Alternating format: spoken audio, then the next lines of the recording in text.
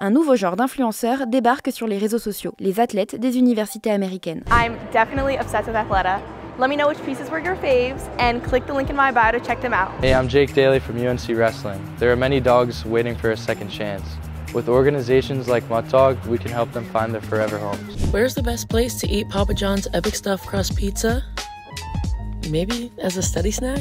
On connaît les sportifs universitaires dans les films et les séries télé américaines. Ils sont souvent décrits comme des étudiants populaires. Aujourd'hui, sur les réseaux sociaux, ils sont courtisés pour des placements de produits. Et ce n'est que le début, car de plus en plus d'universités encouragent le phénomène, raconte le New York Times. Aux États-Unis, quand un étudiant se distingue dans un sport, il peut espérer décrocher une bourse pour aller à l'université. L'avantage, c'est que tout ou partie de ses frais de scolarité, parfois exorbitants, peuvent être pris en charge. En échange, il représente l'équipe de l'établissement. Ce système existe depuis longtemps, mais il évolue. En 2021, la NCAA, organisme qui encadre le sport universitaire aux États-Unis, est revenu sur l'interdiction qui empêchait les jeunes sportifs de gagner de l'argent en concluant des accords avec des marques. Cette interdiction était largement critiquée et l'on reprochait aux universités de profiter du nom et de l'image des étudiants tout en les empêchant de toucher une part de ces revenus, rappelle le Hollywood Reporter. Depuis, certaines universités encouragent leurs athlètes à devenir influenceurs. Par exemple, l'université de Caroline du Nord, figure de proue dans le domaine, a invité Vicky Sigard, cofondatrice avec son mari de l'agence d'influence Article 41, pour expliquer aux jeunes sportifs comment décrocher des partenariats, parfois rémunérés plusieurs centaines de milliers de dollars. L'université ne tirera aucun profit de ces collaborations commerciales, mais ils veulent que chaque athlète de l'établissement gagne autant d'argent que possible, car cela attirera de meilleurs athlètes, déclare Vicky Sigard. Son agence, elle, récupère 20% du cachet des étudiants si ces derniers décident de travailler avec elle, ce qui est le montant habituellement pratiqué par les agences de gestion des influenceurs, précise le quotidien. Article 41 n'est pas la seule agence à recruter ses sportifs. IESM, une agence de sportifs qui a longtemps travaillé avec les joueurs de la NFL, représente désormais une sélection d'étudiants athlètes, anciens ou actuels, notamment les jumelles Cavinder, joueuses de basket à l'université de Miami, qui ont signé des accords de publicité estimés à plus de 1,5 million de dollars selon Forbes,